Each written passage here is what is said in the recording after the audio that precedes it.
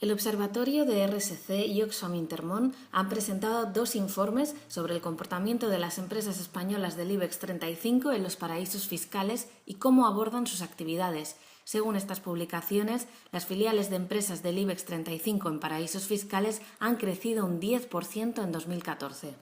Bueno, conclusiones hay muchas y tendríamos que ir más a analizar cuáles son las conclusiones por dimensiones, ¿no? Podemos decir que como conclusión general es que ha habido un estancamiento en cuanto a la información que suministran, no vemos avances en la información, es más global y esto es fruto de la casualidad de la puntuación con respecto al año pasado es la misma. Hay empresas que han evolucionado muy positivamente, hay otras que se han estancado, también eso influye en la entrada y salida de empresas en el selectivo español y como conclusión, bueno, pues volvemos a reiterar que la información que se está facilitando no responde a un proceso de rendición de cuentas de una perspectiva de gestión de impactos económicos, sociales y ambientales. Y cuando se hace una inversión no se tiene en cuenta el contexto de sostenibilidad o no se informa de cómo se analizan los riesgos, o sea, las políticas suelen estar, en muchos casos, los compromisos con el cumplimiento de iniciativas o de normativa internacional está también, pero cuando analizamos desde una perspectiva de materialidad dónde están operando las empresas, vemos que operan en países de elevado riesgo ambiental, de elevado riesgo en materia de vulneración de derechos humanos, de elevado riesgo en materia de corrupción, también aquí en España, y la información sobre los procedimientos más allá de los compromisos y los mecanismos para asegurar que esos riesgos no se hagan efectivos, que aplican un principio de debida diligencia, y sobre los resultados obtenidos, pues es en algunos casos muy escasa, ¿no? Bueno, nosotros no denunciamos la elusión fiscal porque no tenemos capacidad de conocer qué es lo que se hace por parte de las empresas a través de las estructuras societarias, en algunos casos muy complejas. Lo que sí demandamos desde hace años es mayor transparencia en materia de fiscalidad. Entonces, vemos que hay muchas empresas que están participando en territorios que se consideran paraísos fiscales, no solamente por la opacidad, sino también por una baja tributación para no residentes. Y entonces, bueno, pues desde esa perspectiva lo que demandamos es información sobre las sociedades instrumentales que están operando ahí, qué tipo de operativas realizas, qué beneficios tienes, cuántos empleados tienes allí, volumen de facturación, operaciones intragrupales, las operaciones, mecanismos de fijación de precios, bueno, una serie de cuestiones que con esta información pues podríamos disipar cualquier duda que hubiese sobre estrategias de optimización fiscal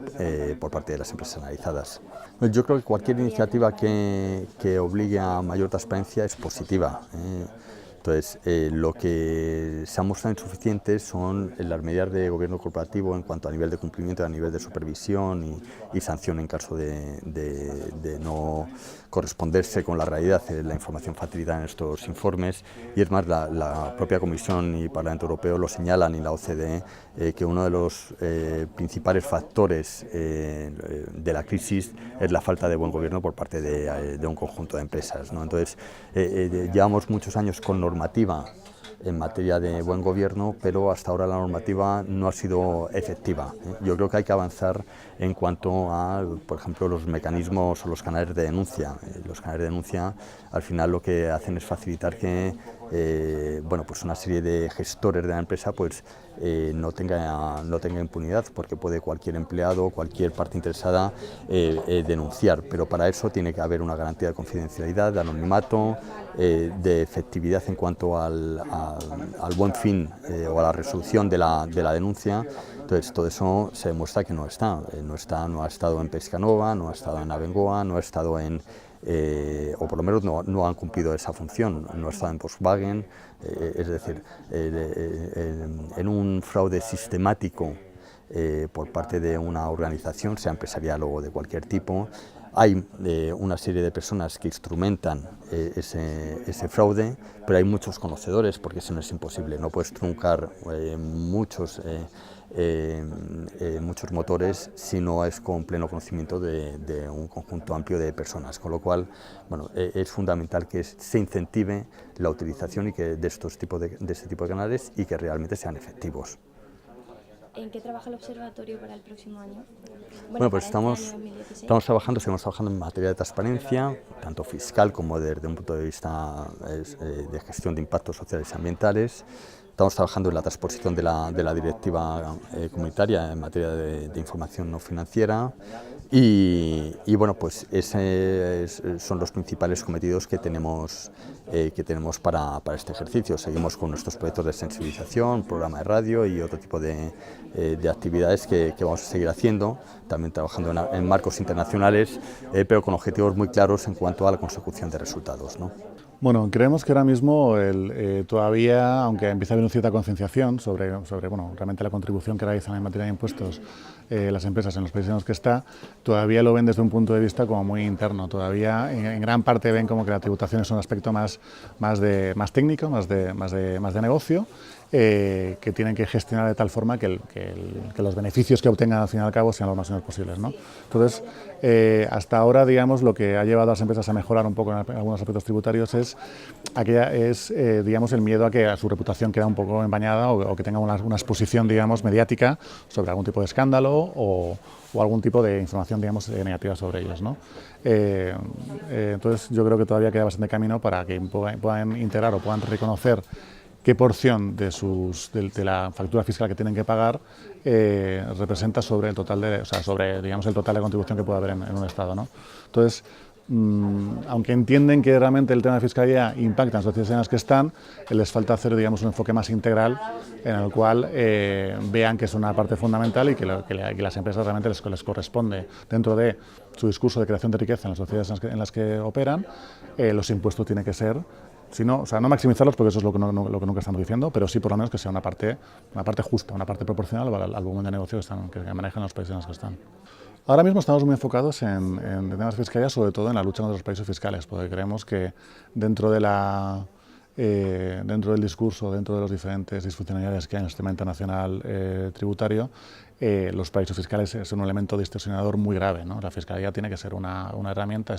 inicialmente está pensada para que sea una herramienta que contribuya vitalmente a reducir las desigualdades en las sociedades, ¿no? Sin embargo,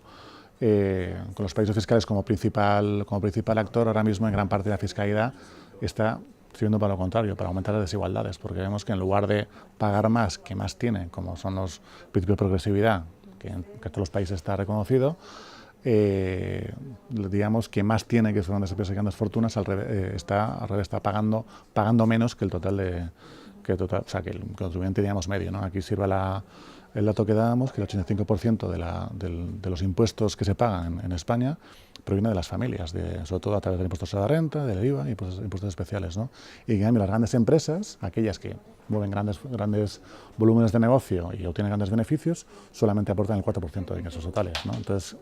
ahí vemos que el planteamiento sobre el sistema fiscal está mal y que hay una gran responsabilidad por parte de los Estados, porque son quienes tienen que fijar las reglas de juego y velar por que se cumplan, pero también las empresas tienen que, de alguna forma, que aportar su granito de arena y asumir un marco de responsabilidad fiscal que entienda el papel que juegan dentro de todo este sistema, dentro de los países.